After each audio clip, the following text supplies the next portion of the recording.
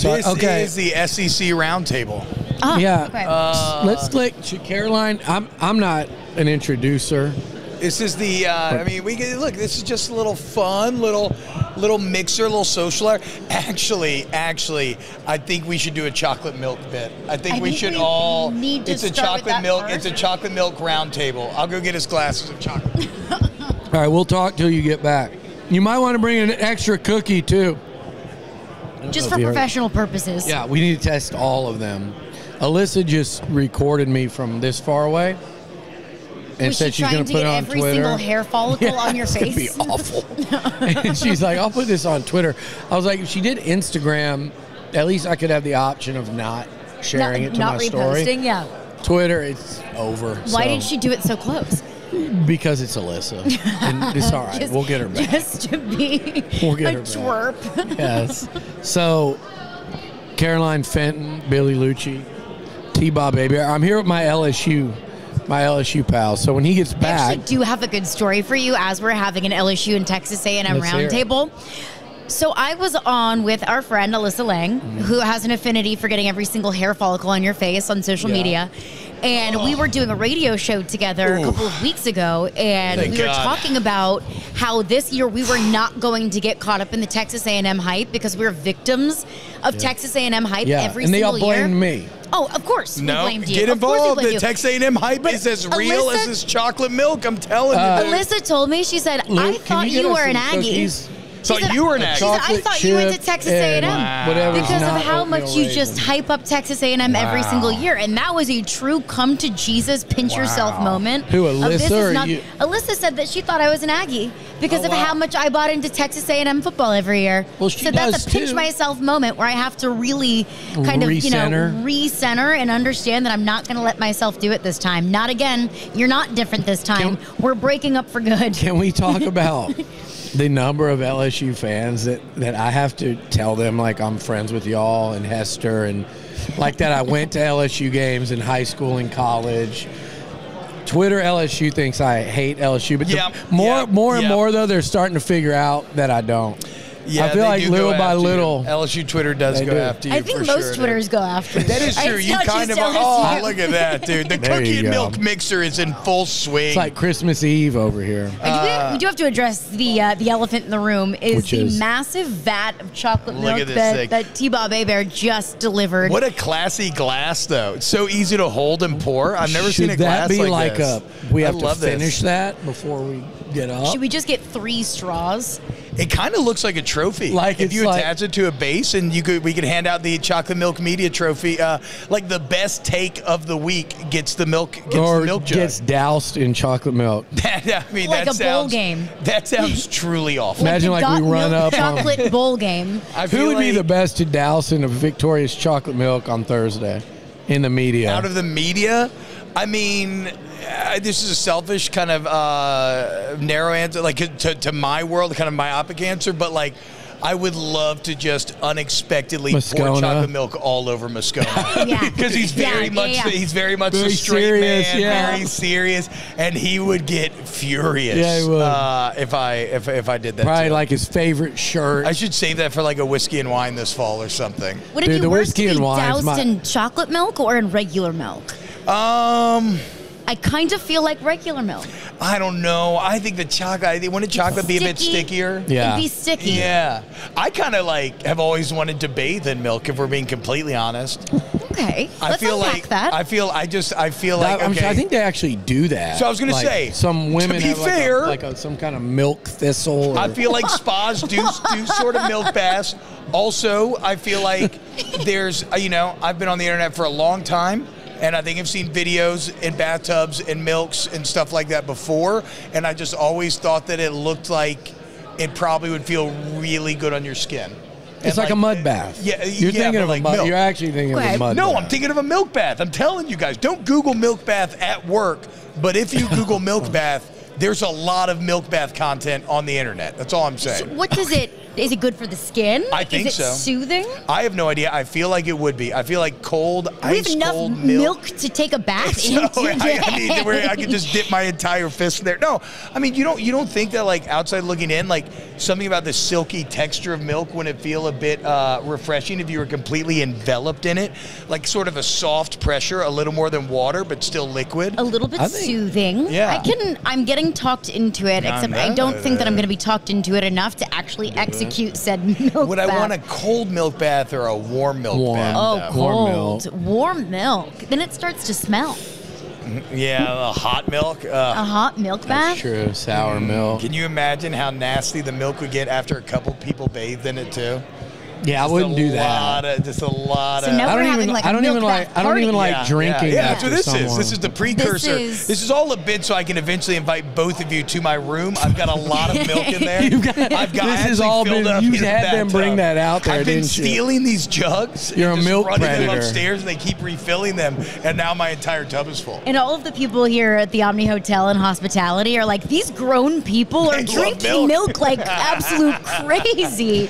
We Well- definitely filled our milk quota for the day. Turned on the decided heater in the during all bathroom and this- just locked the door. During all this, I've decided pouring like milk over Nuno would be even more than Would what's be going. so good. Nuno's Too the most perfect looking. serious guy here. TBob, have He gets you so been mad in at me. on the nearly year-long bit that What? Billy and I have been doing with Nuno? No, And that is convincing Nuno that I'm a jiu-jitsu master. Oh wow, you like to roll? You do a little BJJ? Did a little BJJ. I dabbled, but I convinced Nuno that I've been doing it like my entire life and that I've been doing competitive jiu-jitsu like for years. And it's been like a thing. And every time I saw him, he was like, how's it going? You know? I mean, oh no. So he was being It's very so sweet bad. and he was being very engaged being and y'all were very just playing him the engaging. entire time. Wow. Yeah. It's so bad that when I told him it was a bit, he didn't believe me. You took his He sincerity. refused to believe that it was. Well, yes, because he's ended up with a lot of milk on his face at that point. Like, he's been trying to Both literal and proverbial. He's been trying to sincerely engage and be a nice guy, and now he's got to feel a bit embarrassed that it was just everybody was laughing at him the entire time. For a year and a half. Now I what feel bad because now I feel like I have to do jujitsu now just because I'm so committed to the bit.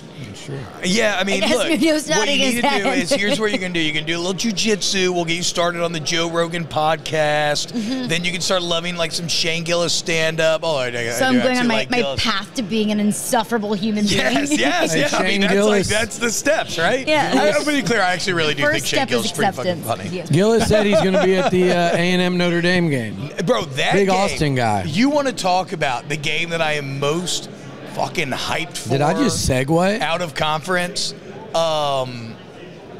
That game, the potential for the playoff picture is massive. Like, I think they even had, when Connolly did his S&P Plus, they had, like, games that could have the biggest percentage impacts on the playoffs, and it was, like, I think one of the top 10 already in week one, but also, like, the narratives at play, right? Because Notre Dame needs this. Yeah. And for a time, it kind of looked like it would have been a layup, like, oh yeah, Notre Dame's going to win this game. But again, Caroline, you might have hopped off the Aggie train 1 year too early, because I am feeling some A&M. They're going to be confident, they'll be locked in, and they have no pressure on them going into this game. If they lose, it doesn't actually matter. But if they win, the world is theirs. I'm not doing this again. Yeah, I'm I'm telling not you, dude. doing I'm this telling again you. because Field at every night, game single day. year. But it's not to say that I don't think that Texas A&M has the capacity to be a good football team. Like I think that with Connor Wickman coming back and healthy, and I think with Moose Mohammed coming back and already having that rapport with Connor Wickman, I think the offensive line is going to be just that much better this year. Yeah. The secondary is a concern, but with the pieces that they added in the transfer portal up front, I mean, like Mike Elko, I think has a wealth of riches up front on the defensive line. Like I think Texas A&M can be a good football team, and my whole thing with A&M is win the games you're supposed to win, and then steal a game around there, whether that's Notre Dame at the beginning of the season or that's hosting LSU because the home team has won that game and that matchup. Yeah, LSU ain't every won year there the last since 16. 7 6 years in a row, seven yeah. years, something crazy Wait, so like if they that. do that, though, have you looked at what the record ends up at? I would say that's probably 8-4 off the top of my head. It's like I think it gets up to like 9-3. Like if they do what you do and they win the games they should, and then they steal one, I think they get to 9-3. Yeah. Which I think they have the capacity of doing. I'm just not going to get up here and say that I believe wholeheartedly that the Aggies are going to be that team that surprises us because they've just they've disappointed me. Piggyback you, I'll say this. Like, yeah, we were talking this morning. LSU's trip to College Station and where it falls on the schedule, it's either right before or right after Ole Miss. Yeah. It was like A&M, Ole Miss, Arkansas in a row. It's a trap game, and it's at a place where, like I said, the home team seems to keep winning them. Same for A&M, though. Let's say they steal the A&M LSU game. LSU's going to be a higher rank. Let's say they get that one at home. And let's say they steal Missouri, which Are we still at a point where we call that a steal yet? Yeah, it's in College Station. I'm bullish. I would say that's a steal. I'd say in the context of this year, that's a steal. That if they played today, I think that Missouri would be favored by about 6. At Kyle Field. It's at Kyle Field. Yeah. Then I would bring that down to about 3.5. Yeah, I'd bring that down to about 3.5. Nice. I would call that a steal. I would also call, is that a cinnamon raisin in the chocolate milk? Peanut butter. I don't know what kind of cookie it is. You know what? We're about to find out. What is that? Is that cinnamon raisin? Was that oatmeal? Damn it, I gave up desserts a week ago. Well, hey. Literally day 8. He was telling me like an hour ago how he was It's a thought that counts, too. This doesn't count. No, so my thing is, Missouri would be considered, to me today, a steal. So what I worry about for A&M is I do think that Kyle Field, home field advantage, when your 4 toughest games, no question, Notre Dame, Missouri, LSU, and Texas are all at home. And those are 1-4. I think anyone would have a hard time sticking anything else in there. But when your games that you're supposed to win are at Auburn, at Florida, at South Carolina, I think that's at night. Okay. And even though they're going to be ready to roll in Starkville and at Crazy Arc, could you see a team? A lot of teams would have a very hard time going 5-0 in those 5 or 4-1. That's fair. Well, how much are we buying into Florida is a game that you should win? Because I think Florida's been the butt of a lot of jokes because their schedule is so impossibly hard. At least, I mean, like, it is one of the hardest schedules I have ever seen in college football. Yeah. But we don't talk enough about how Graham Mertz was the most efficient passer in the SEC. See, but that's the thing. Year. I am fucking Graham Mertz hater number 1. You don't like efficient. What is your beef with Graham Mertz? I mean, you've watched him. Do you enjoy reading just like the dictionary? Because that's what watching Graham Mertz. To be pretty. 7.5 yards per attempt. Miss me with that bullshit, dude. I mean, and the worst part is, he's such a trick of the night because you look at the numbers and you're like, oh shit, Graham Mertz had a good year. But then you watch the games, and at no point did you ever feel threatened by Graham Mertz. But was Graham Mertz the problem? No. Look, when you put up the raw volume numbers that he did, I will never call you the problem. Yeah. But I also push back just a bit that he's really actually exciting or impactful. He managed to make 3,500 yards, 4,000 yards, whatever it is, the least impactful 4,000 yards I've ever seen in my entire life. They had to throw the ball so much because they were always losing. They were always losing. Yeah, they're always playing. That is true. They're always coming from behind. Is that like Max Johnson's 4,000, 3,500 yard year at LSU? Because he came to A&M and it wasn't. Well, the problem, though, was I don't know about Max's full season. Max's full season was pretty ineffective, but when he yes, it would be kind of like that. But freshman year, he came on and he had those 2 massive wins, right? They got the Florida win, they got the A&M win, and so that was it was Florida and Ole Miss. It was Florida and Ole Miss that first year. So threw for 400. It is a bit, though. Yes, Max Johnson. Okay, that's a fair point because if you just look at Max Johnson's numbers, who else has numbers like that doesn't start? He's got an incredible touchdown interception ratio. He's got really high completion percentage, great yards. But for whatever reason, it just doesn't. It hasn't always translated to great, on-field threat or consistently winning. So Graham Mertz is fine, but I think his numbers are a bit of a charade. It's a bit of You did a facade. facade. Thank you. A charade and a facade. A charade. A facade I like a together. charade. I kind of like that, though. I Yeah. think I might just adopt that into Charade, my don't everyday forget. It's a bit of a vocabulary. charade. But I think Graham Mertz is too good for us Actually, to be it's a whole- talking about Florida as a 4-win football team. It's a petit charade instead of a petit What's a charade, petit? right? Little charade. It's a Charade, teeny yeah. charade facade. His numbers are just It's a little petit petit charade. So- I'm going That's to what throw I'm that saying. out there on That's some what I'm random saying. radio show this week, and they're going to be like, who the hell is this girl? But your point is right. But see, this is the other crazy thing about Florida. It's like there's been a little bit of an undercurrent of guys. We're getting a call actually, here. guys- We may have to take this one. Hold on. Who is this?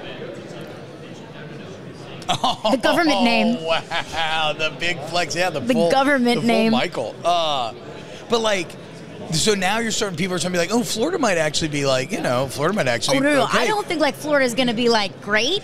I just think that Florida has become the butt of the joke, and they're Yeah. going to win a game that they're not supposed to win. 1,000%. I agree with because that. someone's going to overlook them where they fall in the schedule, or if they play them in the swamp. Well, and what Any sucks, interesting though- news from our friend? No. What sucks though, it's like Okay. this is where I feel bad for Gator fans. How far the mighty have fallen. If the people who are bullish about you are like, Florida could be pretty good. I mean, they might go 7-5. Yeah. You're like, what? Yeah. Like, Florida used to be, not their whole history, but really Spurrier on. They've proven that they can be a consistent 10-win, threatening playoffs, national champions. Even Mullen was winning 10. Right. He just didn't want to recruit. I know it's interesting. Since A&M joined the SEC, 2012, right? And Florida beat A&M and Johnny that year. Their two losses were to Florida and LSU. Yeah. That was the year Florida won like 11 under Muschamp, and then they ended up doing that again one year under Mullen. But to me, going into the conference versus if you just said, what's the most disappointing program to me from an Aggies perspective of going into since the y'all SEC. joined the league in 2012. 2012, yes. yeah, not based on their history versus, and the Aggies I think are 2-2 against Florida. It's definitely been Florida, and Yeah. it's just the time. So you can And that look back. includes a 2020 season where they got to Atlanta, and they could have been a college football playoff team And they had we lost just to kept A&M. our shoes on the ground. They lost to A&M. And they lost to kept their A&M. They lost to A&M. And I can make a fair point from a non-A&M perspective that the most disappointing team in the last 12 years has been Texas A&M. No. With all of the get it, resources Caroline. that A&M has, Oh, for and that. has yet to get to Atlanta Well, for we a had team this little that thing beat called Alabama. Alabama. A lot of teams play How Alabama. many times has LSU been to Atlanta in the 12 years? Hey, bitch, we went like 3 years ago or 3 something. years? 2 years ago? 2 In years ago now. 19, twice, yeah. 2022. That's right, dog. Don't I forget, thought it was one. Don't That forget ruins my BK year argument. one. That's right, Don't forget BK year BK year one, dude. But the year that you beat Alabama, A&M ended up going 8-4. That's No, oh yeah, that year.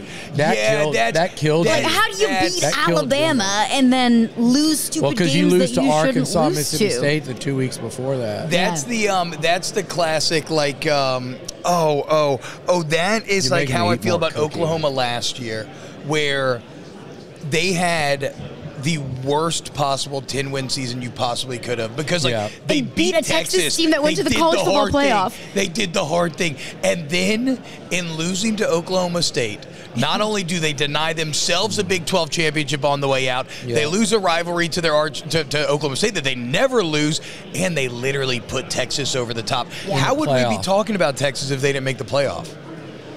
Yeah. It's a Because different What if Texas conversation. just played in the whatever New Year's Six Bowl that nobody gave a fuck about because it wasn't a Yeah. playoff game? Like, we would feel pretty different. Instead, now we're like, Texas has arrived. They're here. They're great. Sark's going to be Which, good by every the way, year. And Washington Oklahoma put sucks. it on their ass in that game. If you really Yes. watch that football game, Yes. Yeah. I know it came down to the wire because the guy got hurt and they had to stop the clock.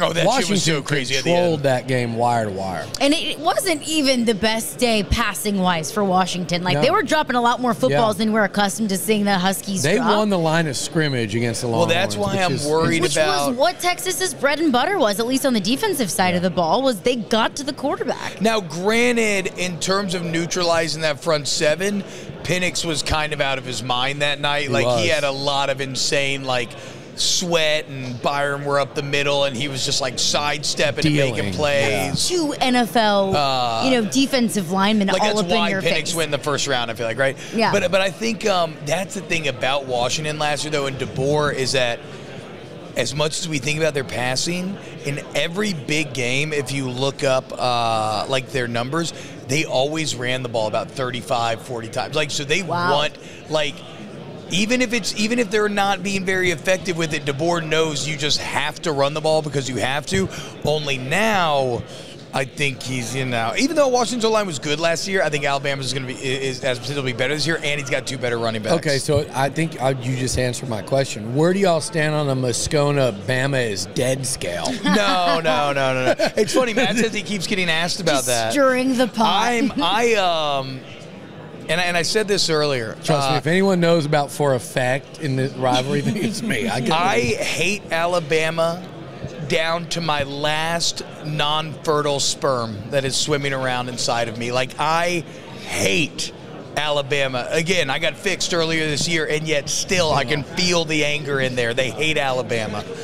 And so when I say this, just know maybe that there's some, like, I'm trying to be objective. Yeah. I think Alabama's going to be fucking awesome. I think Alabama's right there with Georgia. I'd put them ahead of Texas. I do too. I think, what are we talking about? Nobody has a chance to make a bigger jump than Jalen Milroe does. It infuriates me. Yeah. And Kalen DeBoer is a freaking Kalen DeBoer's stud incredible, of a coach. yes. But I do think it's interesting, like the Saban effect or the Saban benefit of the doubt or the Saban discount. Like, are players now taking less NIL money to go to Alabama with Kalen DeBoer than they were with Nick long term, Saban? probably like, no. Probably not. But you know what's fucked Are in the players short entering term? the transfer portal just so they can play for Alabama to get developed by Nick Saban and to get to the NFL? Like, they're not doing that anymore.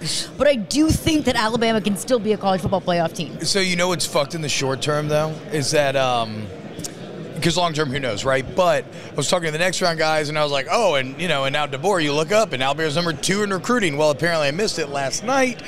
They got a 5-star tackle, and now Alabama is number 1 in the recruiting rankings again. They went and got a 5-star tackle from right here in Dallas. Yeah. It's never going to end. It might not. It's never going to end. I mean. Well, I compare it to the Nick Saban effect of you played, Les Miles comes in, and there is a Nick Saban wave that you can ride that wave. Yeah, you can ride it for a while. Lincoln Riley rode the Bob Stoops wave at OU because you're walking into a roster. You were literally on one of those rosters that it'd be hard to screw up. Yeah. And then you recruit off of that hard to screw upness. And it just, even if it goes down, it's like that. Well, to your point, I saw it from both sides, right? Because in 07, my freshman year, that was very much a Saban roster, right?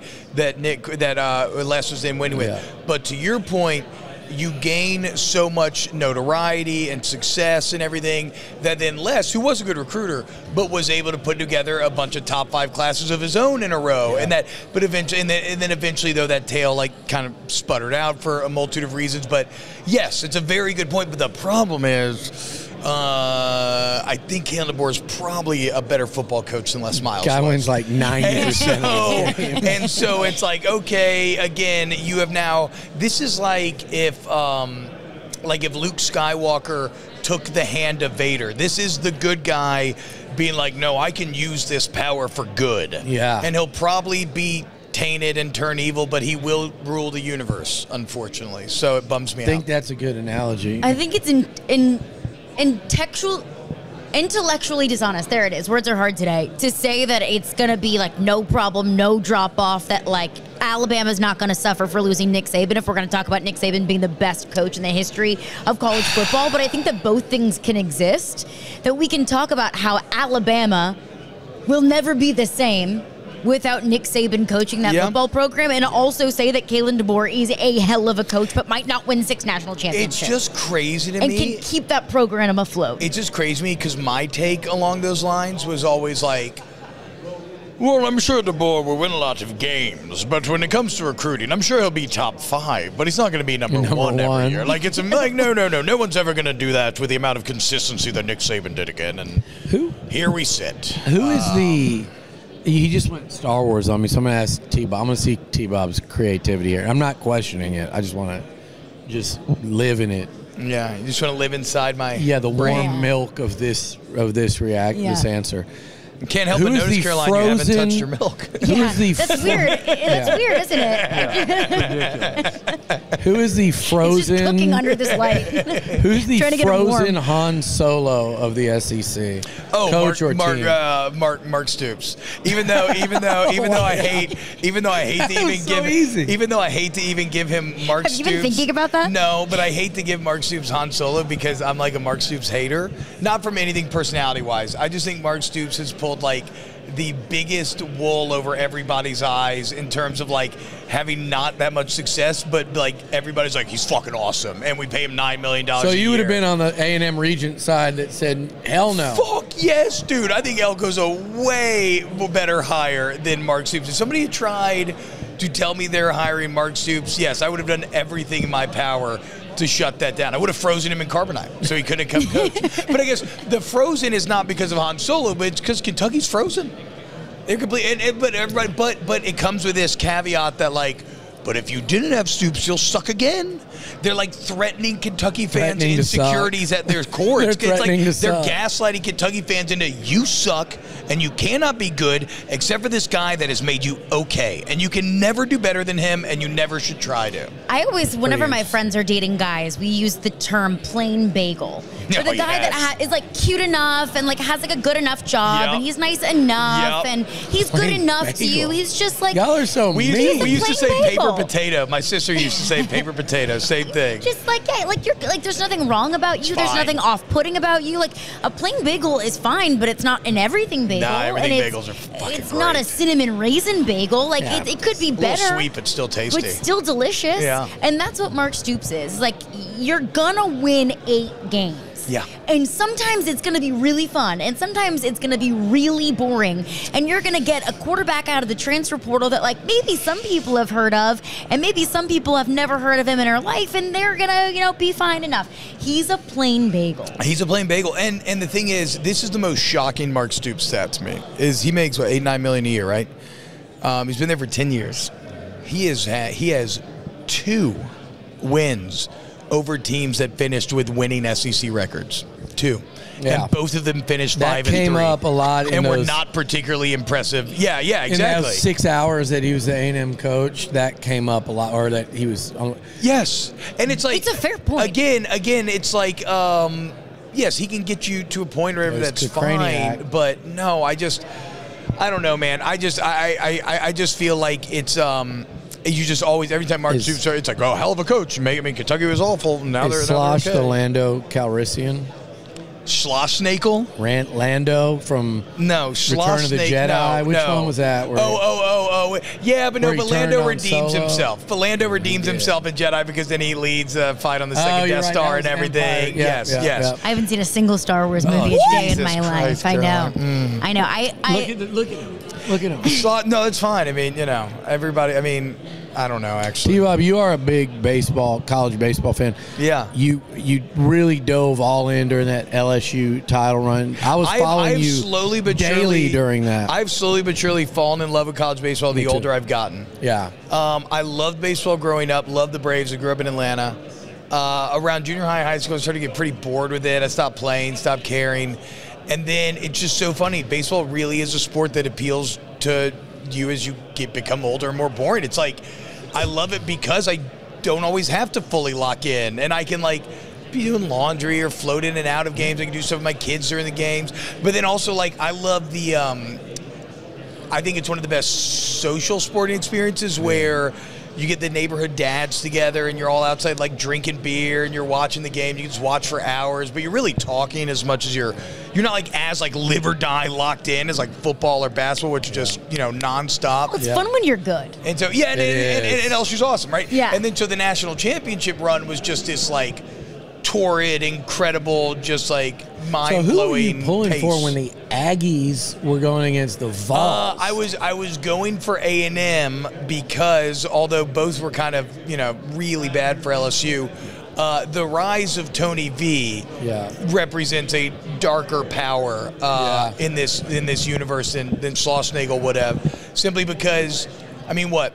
was it 3 of 4 Omahas? Yeah. And the one they didn't make, they actually had like the best record of all time Yeah. or whatever. Yeah. Like #1 overall seed. yeah, that that's year. what I'm saying. So like, Yeah. so like their staying power is now fully They're tough now. fully cemented. Yeah. And so, yeah, and I just got to be clear, Slosh Snake. I've been calling him Slosh Snakel.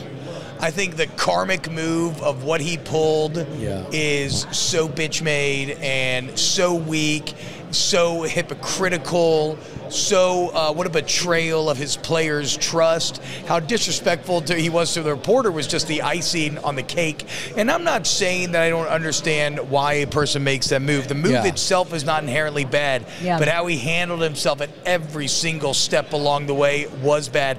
And I just believe if the karmic scales of justice are right and just, that that this will all blow up in Texas's face, and I hope he never has success there. I think it's interesting that A&M did make a run at Vitello, and kind of the reasoning was, not the only reasoning, but part of it from what I understood was, I could not leave this place 1 week after what just happened. Yeah. After what everyone had yeah. done there. No. And I think the way it was described to me was he felt like no matter what he'd ever do at A&M or anywhere else, he would never outrun that decision. No. And that move, and that's what you're talking about. It'll be interesting, and I do love the A&M hire.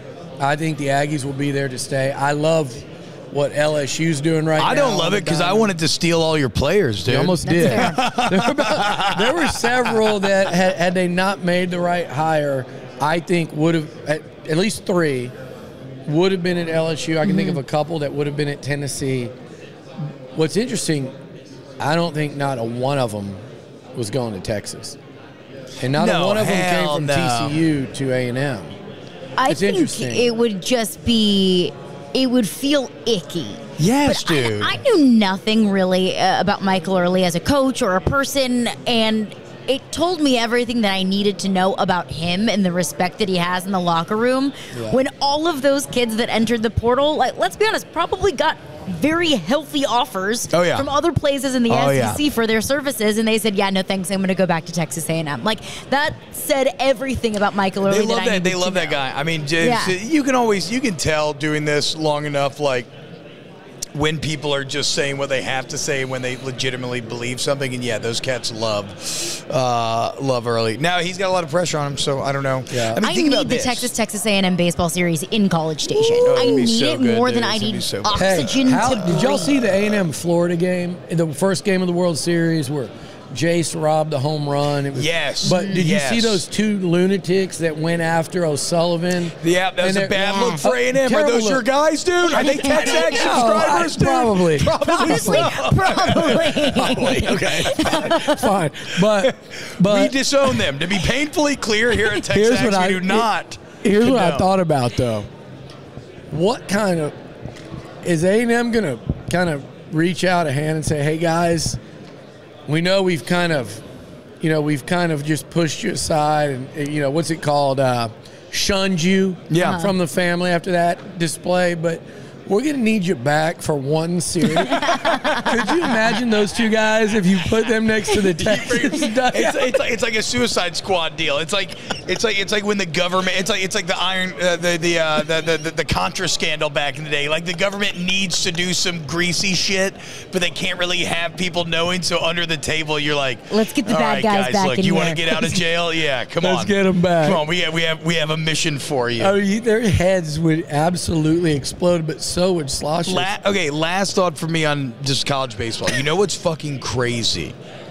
Remember when Arkansas dropped that foul ball so they lost the national championship, right? Yeah. If they had caught that, you would have had the last 7 national champions be 7 different schools. Now, not 7 titles. Saying this isn't all of us just riding Alabama and Georgia's coattails. 7 different teams winning that. That's insane. And think about the national championship runner-ups. Yeah, that's what I was along about the to way. say. I didn't even consider that. Texas actually. A&M lost to Tennessee. Florida losing to LSU. And then in LSU lost to 2023. Florida in that lost to stretch Florida. as well.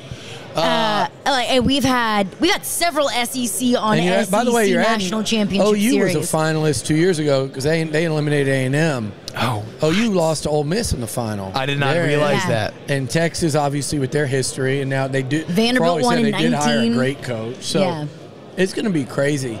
I want to close out with a serious, not that serious, but I think with A&M and LSU, the one thing in common, there's multiple things this year, but they're like a mirror image on the O-line, D-line.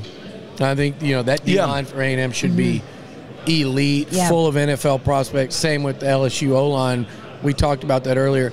But one thing that I think is that they share this year is I think they have two really exciting but still relatively unproven quarterbacks, both of whom have a really freaking high ceiling. Wigman and Nussmeier. Yeah. I think those are the two quarterbacks that in the conference, forget about Mertz and some of the, those two dudes could end up, either one of them could end up a top 3 quarterback in the league, or they can just be in the pack. If either team makes a playoff, I think at the end of the year, you're like, that's a top 3 QB in the SEC. And they both have it in them. Do they? Caroline, you want to start? I think that they both have it in them. My question with Nussmeier isn't the protection. My question with Nussmeier is, what does this offense want to be? Because to me, it's not a matter of, Garrett Nussmeier taking over what Jaden Daniels built, because they're incredibly different quarterbacks. Yeah. The offenses are going to be incredibly different. Jaden Daniels was the run game. Garrett Nussmeier is going to lean heavily on this running back by committee, what I believe it's going to be. To me, it's a matter of the pass catchers and the weapons around Garrett Nussmeier. I expect Kyron Lacey to be kind of that next man up, like Malik Neighbors and Brian Thomas was the next Justin Jefferson and Jamar Chase. I expect Kyron Lacey to be that kind of next guy. But is he going to have a pass-catching unit around Kyron Lacey to be able to really unlock the passing game? And I think for me on the Texas A&M side of things is, are you going to protect Connor Wigman? Yeah. I mean, 7 quarterbacks in the last 2 seasons at Texas A&M. Are you going to give him enough time to spread the ball out? Are you going to be able to open up running lanes? Has to be the most improved unit on the A&M team, or they will not be good. Yeah. If it is, that doesn't even mean they have to be great.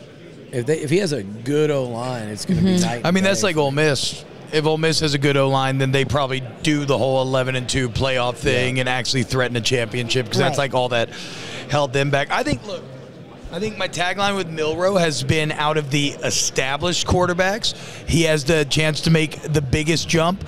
But you're right, in terms of just like the raw potential of a lot of guys, I think it's probably rougher to find, or it's probably hard to find a more potential in terms of where they're starting versus where they could end than in Wigman and Nussmeier, given how kind of relatively unknown they are. So I got to be honest, I don't know a ton about Connor beyond watching him play, and I really liked what I've seen out of him playing. One of the things that I really like about Nussmeier, from what I've heard, anecdotally, is just the intangible sort of stuff. He just seems to have that kind of it's not just work ethic. It's kind of like an effort mentality. Yeah, exactly. But not like an effort, I don't care. An effort, I'm going to do whatever it takes to win. You got to have, as a quarterback, man, it's like, I was talking to my old man about this the other day, because I always fuck with him about being a narcissist. He's like, fucking narcissist, I gotta be. What do you mean? You ever met a good fucking quarterback that's not? Doesn't mean you can't have empathy's like, he's like, I gotta lead men out there. I gotta believe that I'm the fucking man. You can't be in your head. And Nussmeier believes he's the man. And so I don't know about Wigman, but the physical talent, absolutely. Aaron Murray breaks down quarterback play and film to a level which I cannot. And he thinks Wigman's awesome, gonna be awesome. He thinks Nuss, same type deal. But does Wigman have that kind of attitude? Yeah, I think Wigman's got the. It's less pronounced than what I've seen with Nuss. The demonstrative, and I love that. The demonstrative, but his is more like, I know what the players on that team think about him. Yeah, you go watch him play against Ole Miss, his first career start.